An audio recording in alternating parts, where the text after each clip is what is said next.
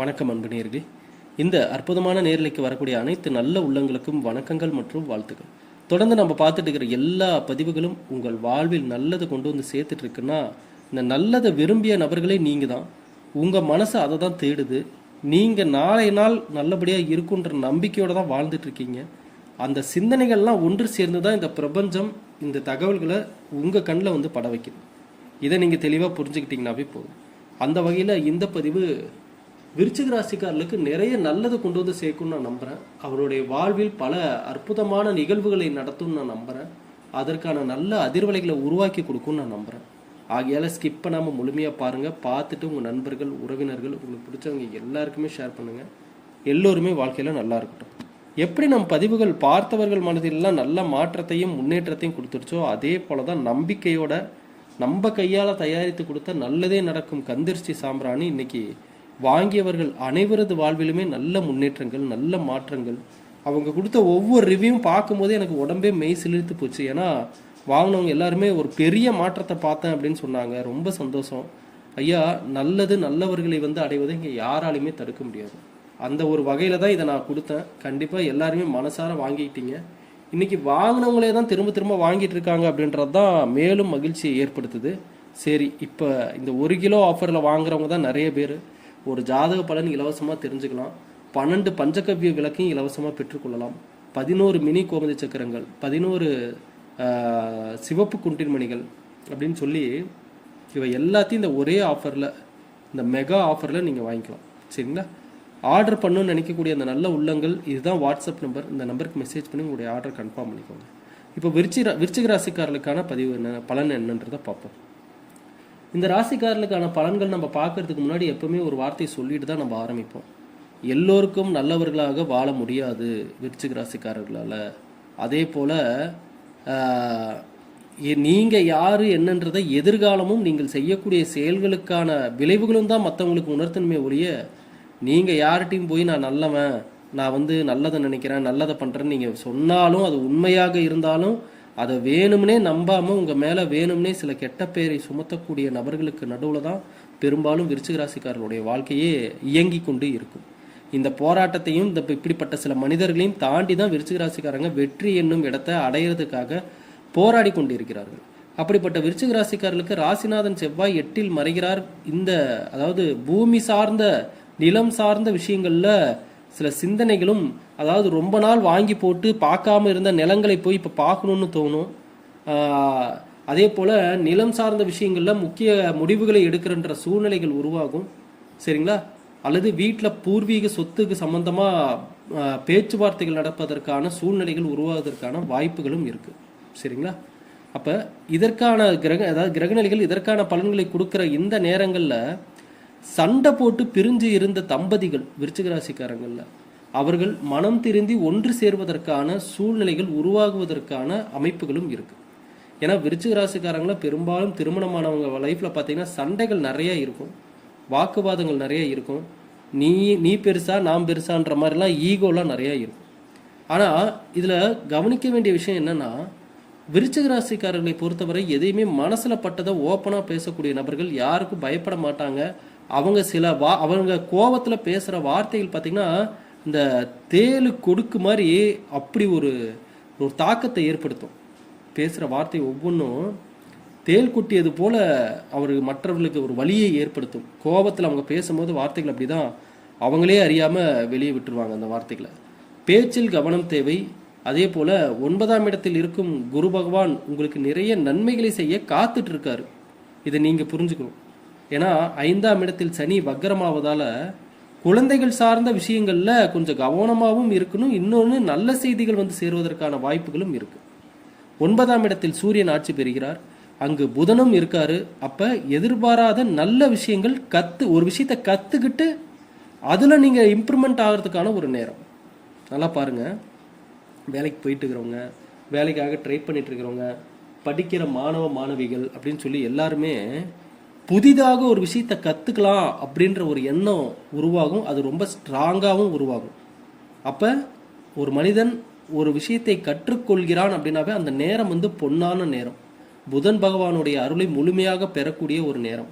அப்போ அங்கே சூரியனும் இணைகிறார் அப்படின்றப்போ ஒரு தீர்க்கமான அசைக்க முடியாத தன்னம்பிக்கையோட இவர்கள் பயணிப்பதற்கான அந்த கற்றல் ஆரம்பிக்கும்.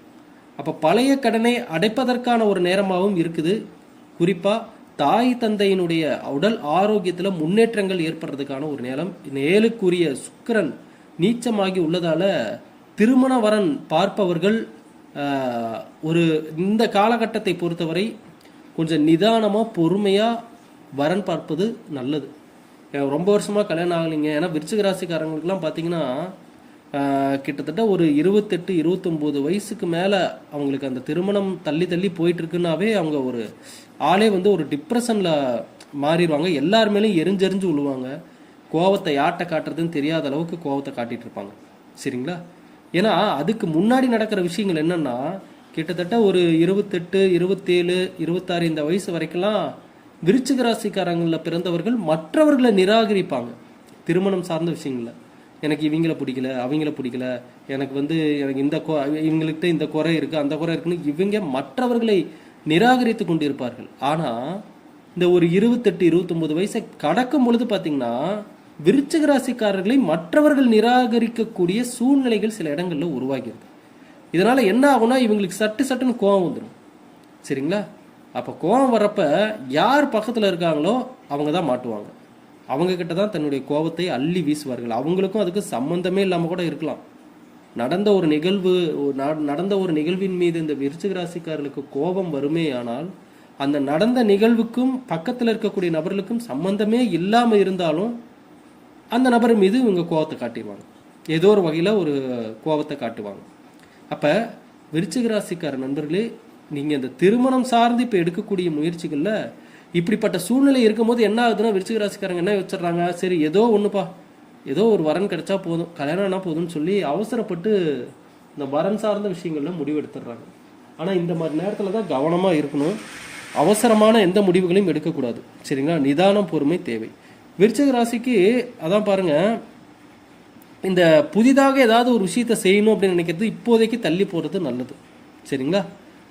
அதே போல் இந்த தோல் சார்ந்த பிரச்சனைகள், தோல் அலர்ஜி, ஒத்துக்காத உணவுகளை உண்ணுவது, போகிற இடம் வர இடத்தெல்லாம் அவசரப்பட்டு அங்கே கிடைக்கக்கூடிய தண்ணீர் குடிப்பது, இவை எல்லாமே உடம்புக்கு ஒத்துக்கொள்ளாமல் அலர்ஜி வருவதற்கான வாய்ப்புகள் இருக்குது. அதனால் எங்கே ட்ராவல் பண்ணாலும் நீங்கள் சாப்பிடக்கூடிய உண்ணக்கூடிய சாப்பாடாகட்டும், அருந்தக்கூடிய தண்ணீராகட்டும் ஒரு வாட்டி கவனிச்சுட்டு தான் நீங்கள் அதை சாப்பிடணும். சரிங்களா? அவசரப்பட்டு நீங்கள் அவசரமாக எந்த வேலையும் இந்த நேரத்தில் செய்யாதீங்க. முடிஞ்ச அளவுக்கு பயணங்களை தவிர்த்துருங்க. எங்கேயுமே முடிஞ்ச அளவுக்கு உங்களுக்கு கண்டிப்பாக போய் தான் ஆகணும். ஒரு இடத்துக்கு போய் தான் ஆகணும்னா பொறுமையாக நிதானமாக சேஃபாக போயிட்டு வாங்க. சரிங்களா? ஒருவேளை நீங்கள் பைக் ஓட்டுறீங்கன்னா வாய்ப்பு இருந்தால் வேறு யாராவது நண்பர்கள் இருந்தால் அவங்கள ஓட்ட சொல்லிவிட்டு நீங்கள் பின்னாடி அமைதியாக உட்காந்துட்டு வாங்க. சரிங்களா? இல்லைங்க போகணுன்னு அவசியம் இல்லைன்னா தயவு செஞ்சு வீட்லேயே அமைதியாக இருங்க. இந்த காலகட்டம் இந்த இன்னும் ஒரு 15 நாளைக்கு எங்கேயும் இந்த அவசர பயணங்களை தவிர்ப்பது நல்லது. போயே தாங்க தீரணுன்றதுக்கு வேணால் நீங்கள் போங்க, கொஞ்சம் பொறுமையாக நிதானமாக போயிட்டு வாங்க. சரிங்களா? அப்போ சுக்கிரன் வழிபாடு தான் இந்த மாதம் முழுவதுமே ஏற்றத்தை தருவதற்கான அமைப்பு இருக்குது விருச்சிக ராசிக்காரர்களுக்கு. அதே போல் இந்த ராசியில் பிறந்தவர்கள் உங்களால் முடிந்தால் அம்மனுக்கு விரதம் இருந்து நன்மைகளை தேடுவது நல்ல மாற்றத்தை கொடுக்கும்.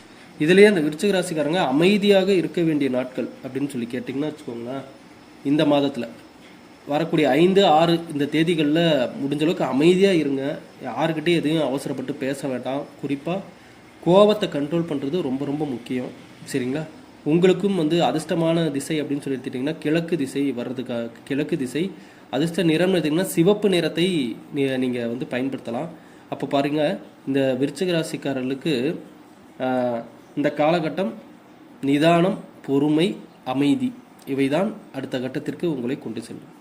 ஆகவே விருச்சிக ராசிக்கார நண்பர்களே, யாருடைய பேச்சையும் உங்கள் மைண்டுக்குள்ளே கொண்டு வராதிங்க. உங்களை பற்றி அப்படி பேசுகிறாங்க இப்படி, கண்டிப்பாக உங்களை பற்றிய உங்களை முன்னாடி போகவிட்டு பின்னாடி பேசக்கூடிய நபர்களுக்கு மத்தியில் தான் உங்கள் லைஃப் இப்போ போயிட்டுருக்கும். சரிங்களா? ஆனால் அவங்கள பற்றிலாம், அவங்க பேசுறதை பற்றிலாம் யோசிச்சுட்டு இருந்தீங்கன்னா உங்களுடைய எதிர்காலத்திற்கான பல திட்டங்களை உங்களால் செயல்முறைப்படுத்த முடியாமல் போயிடும். எதை பண்ணுறதா இருந்தாலும் அதிகமாக வெளியில் அதை பற்றி பேசாமல் அமைதியாக நிதானமாக அந்த முயற்சி எடுத்து வெற்றி அடைஞ்சதுக்கு அப்புறம் தான், அதான் நான் சொன்னல ஆரம்பத்திலே, நீங்கள் யார் என்பதை உங்களுடைய எதிர்காலத்தில் நீங்கள் இன்று செய்யக்கூடிய செயலுக்கான எதிர்கால விளைவுகள் தான் நீங்கள் யாருன்றதை இங்கே உணர்த்தும். அதை மட்டும் மைண்டில் வச்சுக்கோங்க. இந்த பதிவு உங்களுக்கு தெரிஞ்ச எல்லா விருச்சிக ராசிக்காரர்களுக்குமே ஷேர் பண்ணுங்கள். இனியாவும் நல்லதே நடக்கட்டும்.